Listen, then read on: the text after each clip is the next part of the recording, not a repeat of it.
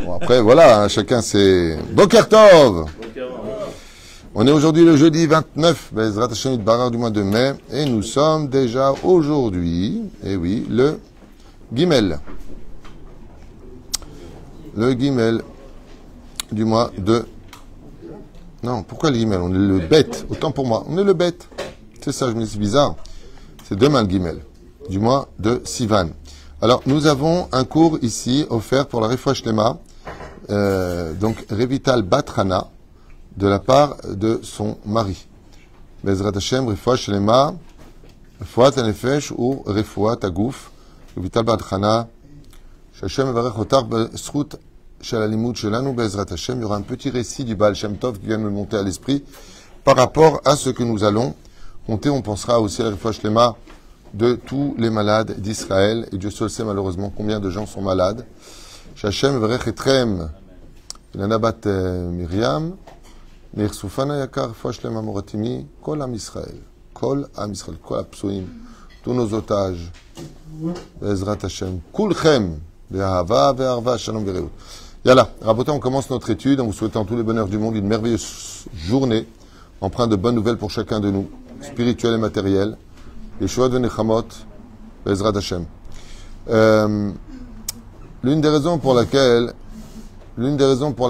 nous avons reçu Bizatayam, c'est-à-dire de l'or et de l'argent avant de recevoir la Torah, c'est parce qu'il est marqué Imen Kemach en Torah. S'il n'y a pas de pain, comment tu vas étudier la Torah? Il faut aussi manger dans la vie. Mais la reine Ketotsa misé, il est bon de prier pour sa parnassa avant d'arriver à Shavuot. Pourquoi? Pour pouvoir étudier après tranquillement la Torah. Ce que nous offrira d'ailleurs les Hatid Lavo, ce que va nous offrir Bezrat Hashem, la Géoula. Qu'est-ce que nous offre la Géoula essentiellement? Le plaisir de pouvoir étudier sans souci. Voilà exactement le but de la Géoula, pour ceux qui ne le savaient toujours pas. Nous sommes avec le livre de Ruth. Nous allons dire un mot ce matin sur un des livres les plus incroyables. Et pourquoi Ruth Dafka on le lit pendant Shavuot?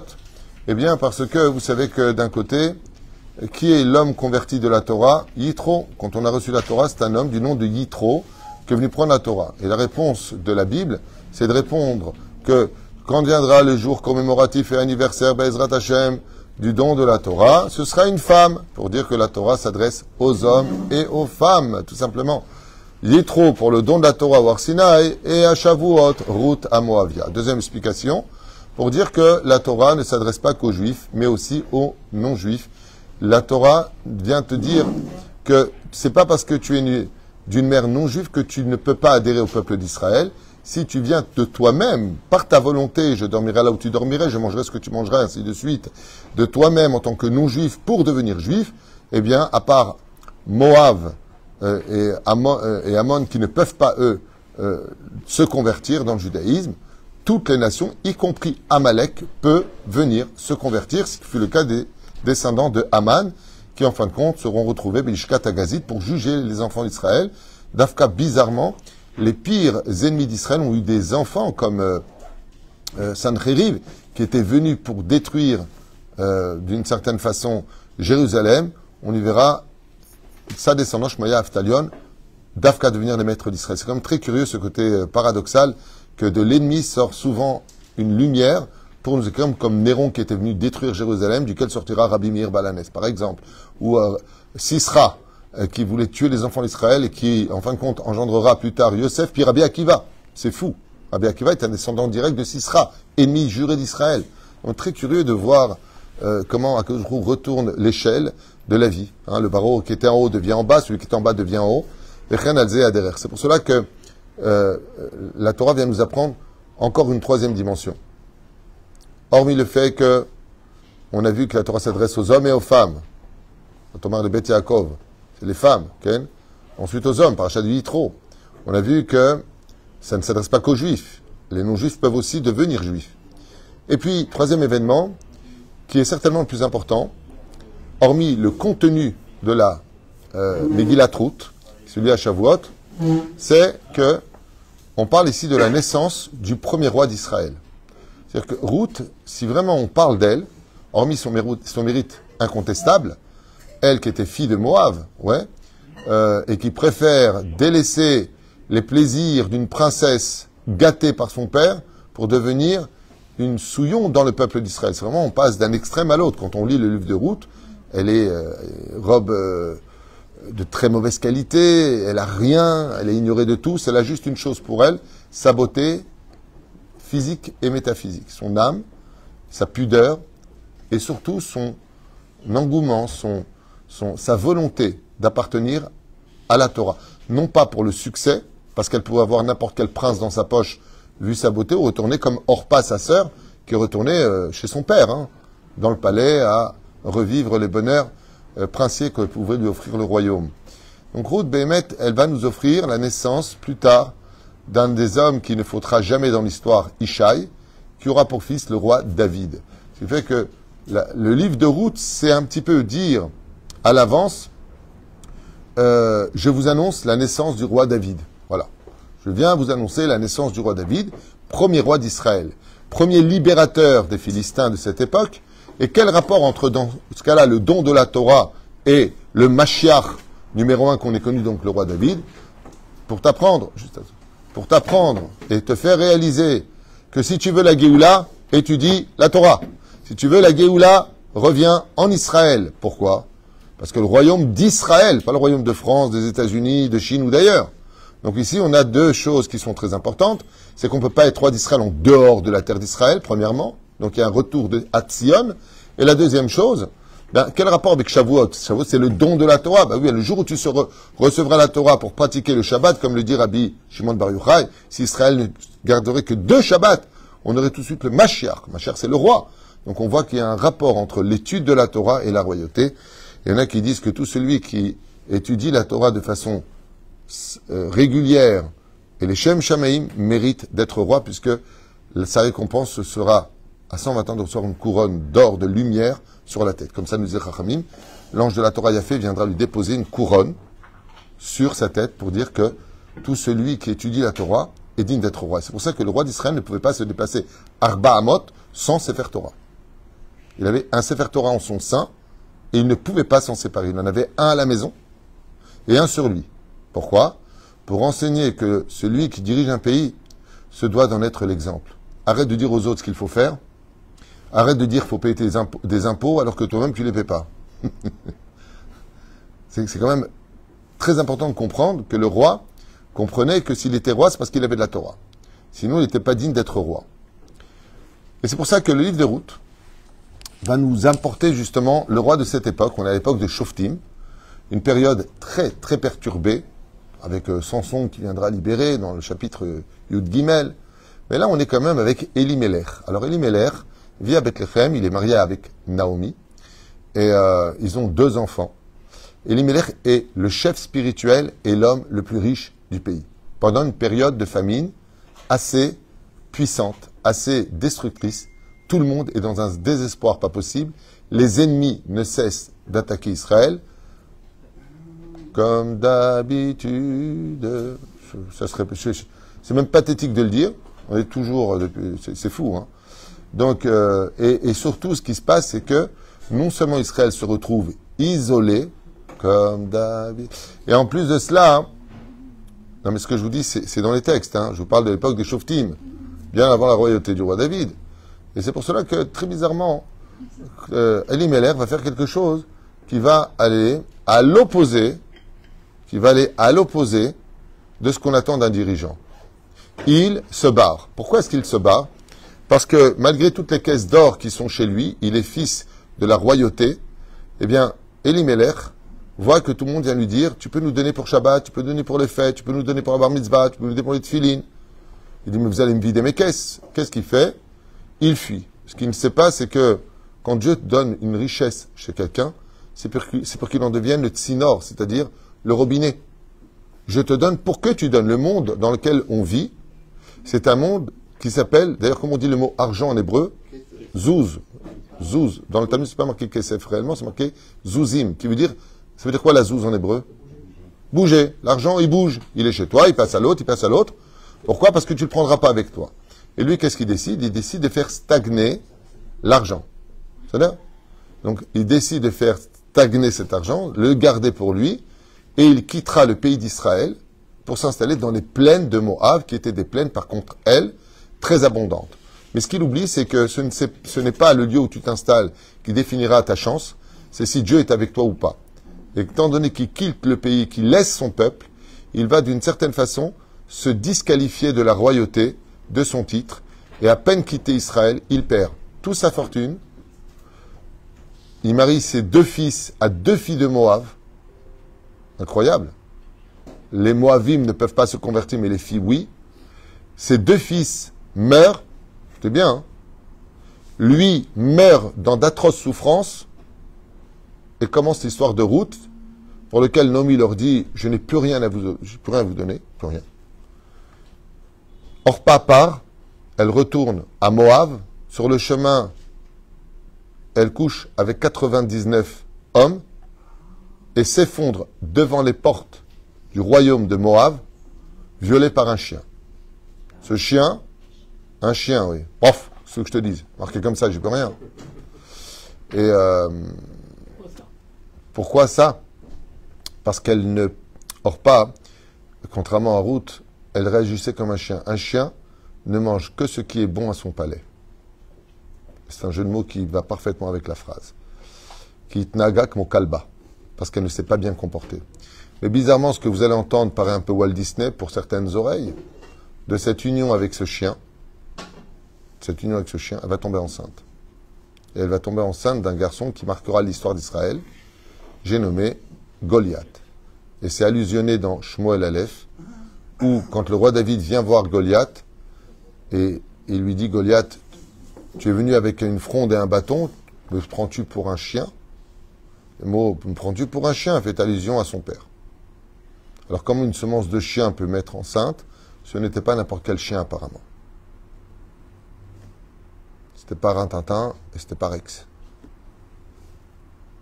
Je sais pas qui c'était. En tout cas, c'est un chien qui a fait parler de lui. Alors, Ken. Pourquoi il est allé à Moab et il n'y a pas d'autre pays à l'autre côté de la frontière? Pourquoi à Moab? Je viens de te dire pourquoi. Parce que Moab, parmi la famine sur toute la région, était la seule province fertile. Donc il s'est dirigé vers Moab parce que là-bas, il faut savoir que Elimelech avait énormément de troupeaux. Mais il va tout perdre. Il va tout perdre parce qu'il laisse son peuple. Et quand Elimelech, qui est le plus instruit en Torah, le chef spirituel, quitte le pays et qu'il délaisse son peuple, la souffrance et les larmes qui ont été versées à son départ vont creuser sa tombe. Naomi a survécu. Pourquoi? Naomi, parce que c'est une femme pieuse. Je vais expliquer, te poser des questions, laisse-moi répondre. Parce que Naomi est une femme tellement exemplaire qu'elle suit son mari. Allez, vaille qu'on ait des femmes comme ça aujourd'hui, qui sans discuter suivent le mari.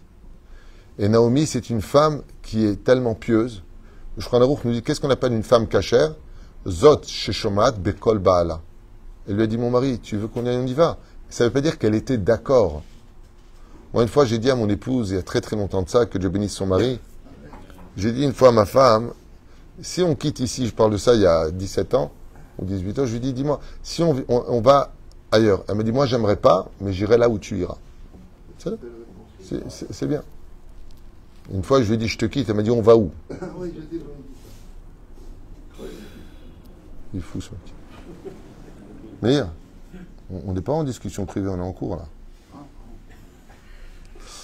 Et la reine, il y a un message ici que j'aimerais partager avec vous sur la conduite de Elimelech. J'aimerais vous raconter un récit court, mais qui veut dire beaucoup. Un homme qui avait grandement réussi dans toutes les affaires. Tout ce qu'il entreprenait marchait. Il a ouvert un garage de carrosses, tout le monde venait chez lui. Il a ouvert des boutiques de fringues, tout le monde venait s'habiller chez lui. Il avait la baraka. On a vraiment le mazal. À un tel point qu'il a commencé à s'ennuyer. L'argent, il ne sait même plus quoi en faire. Et contrairement à certaines personnes qui rêvent d'aller dans l'espace, lui est parti voir à Medzibouche le Baal Shem Tov. Et il lui a dit, voilà, j'ai ce que je veux sur Terre. Je peux acheter ce que je veux, la maison que je veux, femme de ménage, j'ai tout. Mais il y a une chose que je n'ai pas. Et j'aimerais me l'offrir. Il lui dit, qu'est-ce que tu veux? Qu'est-ce qui te manque? Il lui dit, je veux rencontrer Eliyahu Hanavi. Baal Shem Tov, il regarde comme ça, il lui dit, tu veux rencontrer Eliyahu Hanavi? Il dit, ça, je ne peux pas me l'offrir. Donc, j'ai demandé comment je peux faire pour le rencontrer. Et on m'a dit, pour cette question-là, il faut aller voir le Baal Shem Tov. Ah, le Baal Shem Tov le regarde en lui faisant un grand sourire.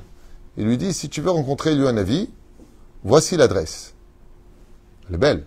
Comme Masechet Sanhedrin, va aux portes de Édom, là où il y a la muraille de Jérusalem. Et là-bas, la personne la plus malade que tu verras, c'est lui le Mashiach. Top, très intéressant. Alors, il lui donne une adresse. Et il lui dit, mais attention, quand tu vas aller là-bas, c'était la veille des fêtes, prends avec toi tout ce qu'il faut pour le seder de la fête, avec abondance.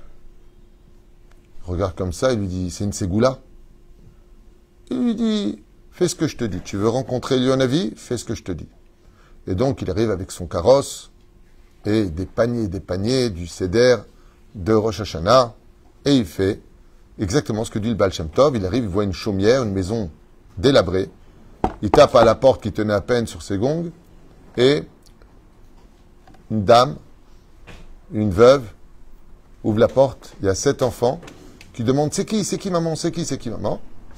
Et là, il rentre, il dit, voilà, je suis venu vous voir, envoyé pour une mission précise. Et ils s'installent, ils le reçoivent, Bessever Panim Yafot.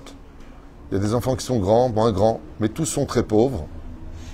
Et d'un coup, on voit des paniers qui rentrent dans la maison les uns après les autres, et les enfants qui hurlent de joie, maman, on va manger, regarde tout ce qu'il a amené, on va pouvoir faire les fêtes, Comme il avait des habits, il avait une malle d'habits dans son carrosse. Il a dit, bon, puisque je suis arrivé ici, puisque je veux voir le prophète Eliyahu Hanavi Zachor Letov, il demande à ses serviteurs d'amener une malle d'habits. Et les enfants commencent à s'habiller. Extraordinaire. Voilà que les 2 jours de Rosh Hashanah passent. Lui, il est parti à la synagogue dans cette bourgade. Et il attend. Il est très bien reçu. Ils lui ont donné une chambre pour lui. Motzei Chag sort, donc la fête de Rosh Hashanah sort. Et il rentre chez lui, quoi. Il rentre chez lui. Il n'est pas content. Le temps passe, pris par ses affaires. 2 à 3 semaines avant la fête de Pessah, il décide d'aller voir le Baal Shem Tov. Et il lui dit, Kvodarav, il y a quelques mois de ça, je suis venu vous voir, je vous ai dit, j'ai tout sur terre. Dieu m'a comblé de tout. Sauf que j'ai pas vu le prophète Eliyahu Hanavi Zachor Letov. Vous m'avez envoyé avec une tonne de nourriture chez une veuve avec 7 enfants. J'ai attendu pendant les 2 jours de Rosh Hashanah, j'ai prié, j'ai écouté le chauffard, j'ai entendu la Torah, Kol Tov Yafeh, mais j'ai pas rencontré le prophète Eliyahu Hanavi. Baal Shem Tov, il se tient la barbe comme ça, il lui dit, ah bon? Il lui dit, alors là, ce que tu vas faire, tu vas prendre tout ce qu'il faut pour le Seder de Pessah, et tu retournes à cette adresse la veille de Pessah. Il lui dit, non. Est-ce que vous me promettez que je vais rencontrer le prophète Eliyahu Hanavi Zachor Letov? Il lui a dit, je te le promets. Cette fois, il part rassuré, il prend des matzah, du vin, et en abondance, toute la nourriture nécessaire. Et au moment où il arrive chez cette même veuve avec ses 7 enfants, au moment où il vient pour taper à la porte, il entend le petit qui dit à sa mère, mais maman, demain c'est Pessah, et on n'a rien à manger. On n'a même pas de matzot pour faire la fête. Et la mère a répondu, vous inquiétez pas. Si Akadosh Baruch Hu nous a envoyé Eliyahu Hanavi déguisé en homme pour les fêtes de Tishri, il nous renverra Eliyahu Hanavi Zachor Letov pour les fêtes de Pessah. À ce moment-là, il a compris ce message que n'a pas compris Elimelech dans le livre de Ruth. Le prophète Eliyahu, il s'habille en chacun de nous. Chaque fois que tu viens sauver un juif, tu prends son rôle. Chaque fois que tu viens retenir un juif de tomber de là où il est, tu deviens le prophète Eliyahu Hanavi Zachor Letov. Et Elimelech qui avait ce rôle à jouer, d'être le sauveur de quelqu'un, d'être celui qui pouvait aider son peuple, qui avait les moyens financiers, psychologiques et thoraïques, avec ses connaissances, il aurait pu maintenir le peuple à flot. Et c'est pour cela que ce livre-là vient nous apprendre quelque chose d'encore plus grand que tout. Nul n'est indispensable. Comme le dira Mordechai à Esther, si Dieu t'a mis reine et femme d'Achashverosh, c'est que pour sauver le peuple d'Israël. Et si tu ne veux pas le remplir, ne t'inquiète pas. Le cimetière est là pour prouver que nul n'est indispensable. Effectivement, Elimelech part et se lève un homme, riche, puissant, chef du Sanhédrin, de la descendance du roi David lui-même, Boaz. Boaz prend les rênes du peuple d'Israël et lui, non seulement il reste, non seulement il est là pour chacun, non seulement il remonte le moral des troupes, mais de qui plus est, il reste en Israël. Il est parmi la famine, et Boaz dit, ce que je mangerai, vous mangerez. Ainsi donc, le peuple d'Israël a retrouvé le sourire. Elimelech est enterré, tandis que Boaz monte. Ainsi donc vient ce livre de, Ruth nous apprendre pendant la fête de Shavuot que chacun de nous avons un rôle aussi important que le prophète Eliyahu Hanavi Zachor Letov, que ce soit par le biais de l'enseignement, le biais de la consolation, le biais financier de soutenir la Torah, mais qu'on n'oublie pas que si tu ne le veux pas, ne t'inquiète pas, d'autres prendront ta place. D'autres seront là pour te dire que nul n'est indispensable et que quand le mérite frappe à ta porte, ne laisse pas cette occasion passer, sinon c'est toi qui trépasseras. Voilà un petit peu le côté englobant, la moralité de ce livre si important, le livre de Ruth, qui, Baruch Hashem, finit avec la naissance de deux jumeaux, qui donneront naissance à Oved. Oved donne naissance à Ishaï. Ishaï donne naissance à David Amelech, qui sera d'ailleurs très discuté, puisque Doeg Adomi, chef du Sanhédrin, à l'époque du roi David, remettra la légitimité de la royauté de David Amelech par rapport à Ruth à Moavia. Et c'est justement, regardez comment Dieu fait les choses. Lui, il a voulu faire une grande mahloquette, un grand conflit sur la légitimité du roi David. Et c'est grâce à cette légitimité qu'est née, justement encore plus, la naissance de Ruth. Des fois, quand on veut, je dirais d'une certaine façon, tu veux faire taire quelque chose, n'en parle pas.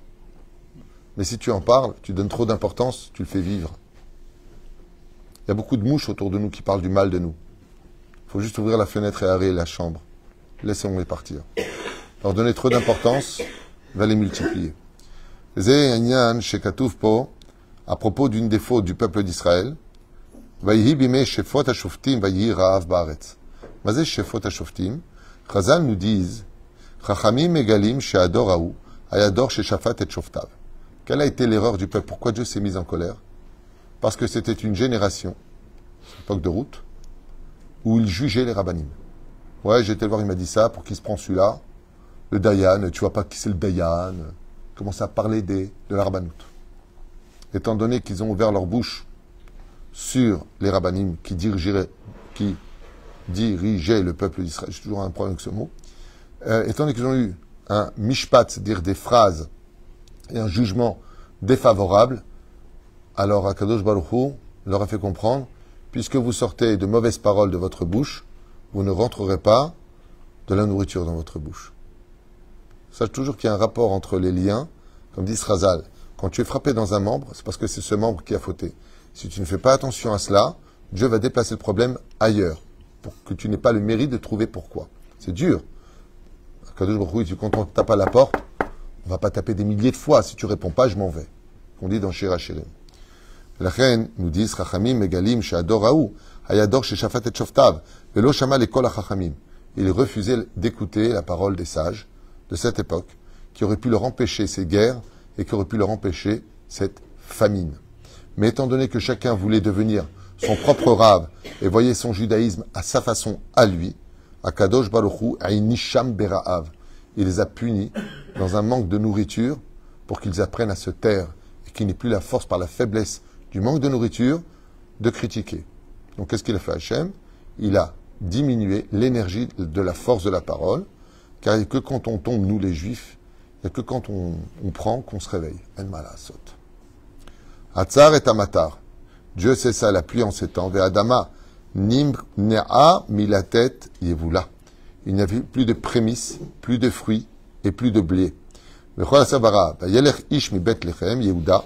La gour bisde Moav ou veishto ou shne banav veshem aish Elimelech veshem ishto Naomi veshem shne banav Mahlon vechilion. Donc comment s'appelaient ces deux fils? Mahlon. On l'appelle en tunisien Mahleh. Mazé Mahlon. Mahlon était tzaddik. Non, pas Machala, et la Mechila. En quoi Mahlon était-il tzaddik? Mahlon, Omrim Chazal, qui portait son nom, veut dire celui qui savait reconnaître ses torts. Il savait se remettre en question. Chose qui est très rare dans notre génération aujourd'hui. Ouais, mais regarde ce que tu as fait. Oh, mais c'est de ta faute. Bizarre. Et l'autre s'appelait Chilion. Lui était Racha. Shon Kishalon. Klia, qui veut dire mettre à mort. Mahlon était le mari de Ruth, tandis que Chilion était le mari de Orpa, la sœur. Ephraim, Bethléem, Yehuda. Sde Moab et Isham. Kodem Tzetor le Moab. Aya Elimelech Ish Ashir Vechashuv Meod Be'eretz Israël. Comme je vous l'ai dit, il était chef du Sanhédrin, extrêmement riche. Aval Kshayarav Gadol Ba'aretz. Mais quand il a vu qu'il devait se mettre au service de son peuple, au lieu de prendre cette occasion qu'il aurait fait de lui un pseudo-roi pour son peuple, le couronnement de Dieu, car tout celui qui s'occupe des Juifs et du peuple d'Israël est aimé de Dieu.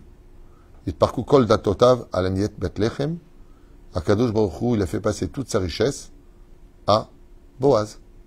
Tu veux pas être le chef, pas de problème. Tu veux pas? Ce que tu as, je donne à quelqu'un d'autre qui va donner, t'inquiète pas.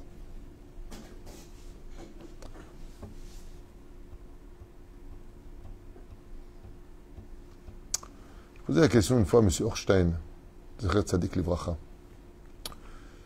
M. Horstein était un homme très riche. Et je lui ai posé la question, il y avait un gemach à Jérusalem à l'époque, et il prêtait beaucoup, beaucoup d'argent. Et un jour, il y a une femme dans les escaliers qui lui dit, à l'époque, je vous parle de ça il y a 30 ans, elle lui dit dans les escaliers, vous me devez 700 shekels, soit l'équivalent de 7000 d'aujourd'hui. Hein. Et tout de suite, il a sorti 700 shekels de son porte-monnaie, il lui a donné. Alors, j'étais étonné parce qu'il n'a même pas discuté avec elle, avec son chapeau, il a baissé sa tête comme ça. C'était l'ancien propriétaire de Peter Stuyvesant, à l'époque, les cigarettes qu'il a revendues à l'époque pour 20 millions de dollars à Marlboro ou je ne sais pas quelle firme. Et il a ouvert 19 yeshivot, dont une très connue en face du Kotel qui s'appelle Eshatora, où son nom est marqué en lettres d'or. Vous regarderez là-bas Eshatora, c'est marqué Monsieur Horstein, que j'ai personnellement connu, Baruch Hashem. Et un jour, donc quand est arrivé cet événement, je lui ai dit, vous la connaissez? Il m'a dit, jamais vu de ma vie. Alors je lui ai dit, mais si vous l'avez jamais vu, pourquoi lui avoir donné une telle somme? Il m'a dit, le nom n'a pas de prix.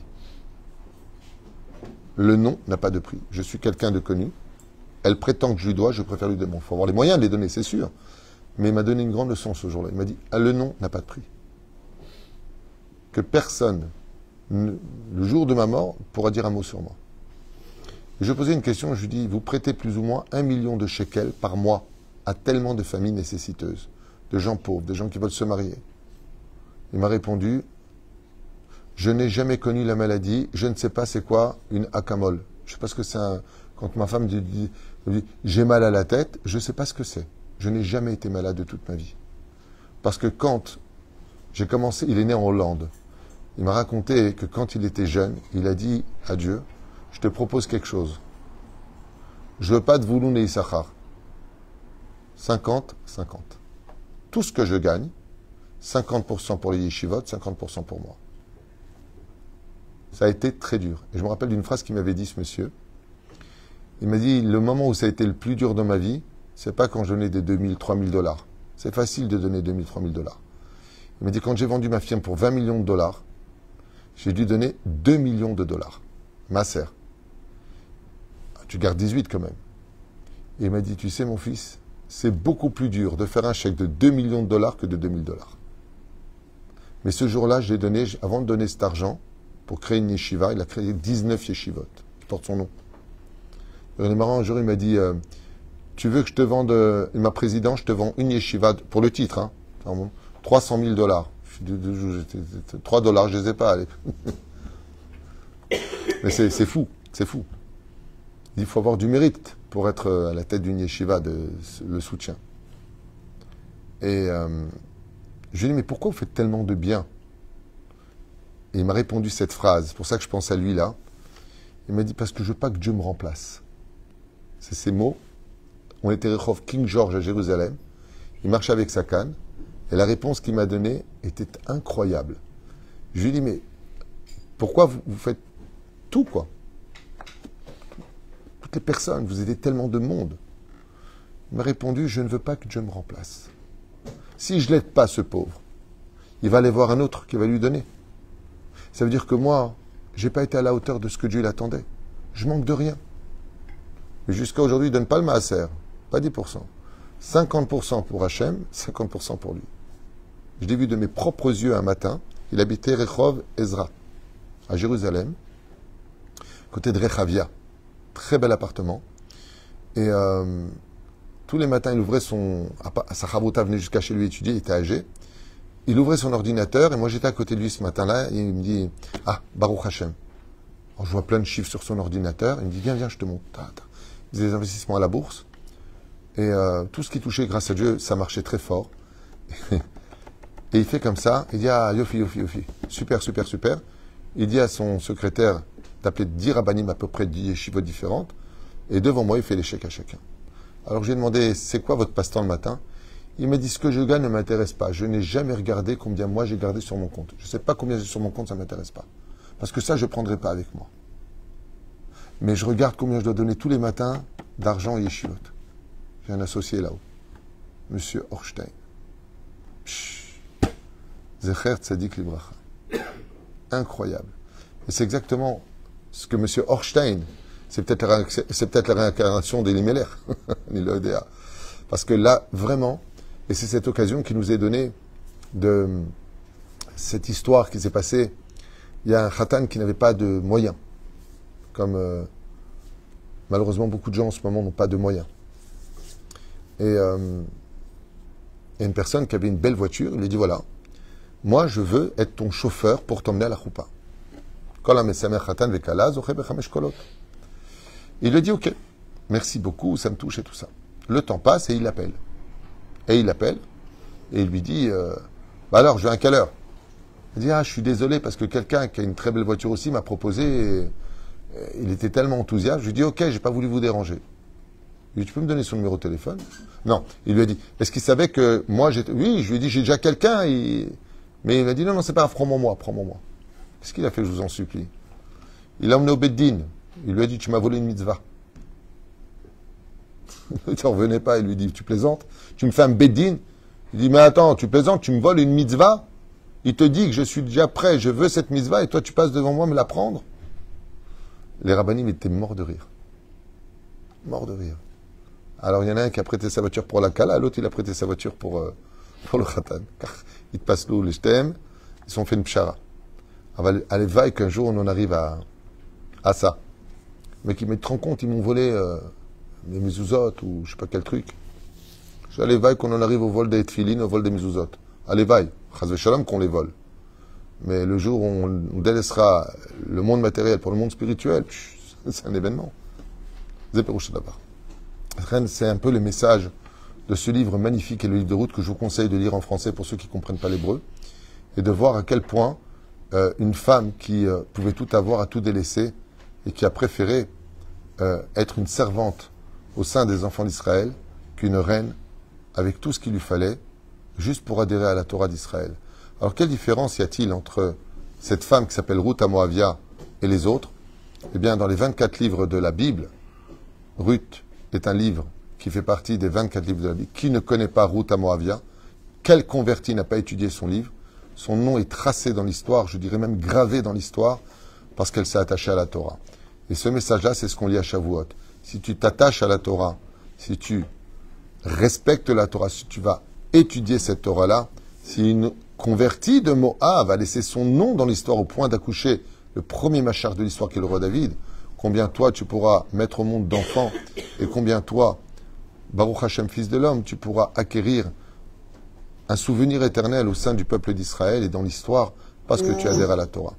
Celui qui n'adhère pas à la Torah, comme je l'ai souvent dit, on fait l'Aïloula des tzadikim, mais je n'ai pas encore un seul souvenir de l'Aïloula d'un grand professeur, physicien ou mathématicien ou astrophysicien. Je n'ai pas de souvenir de ça.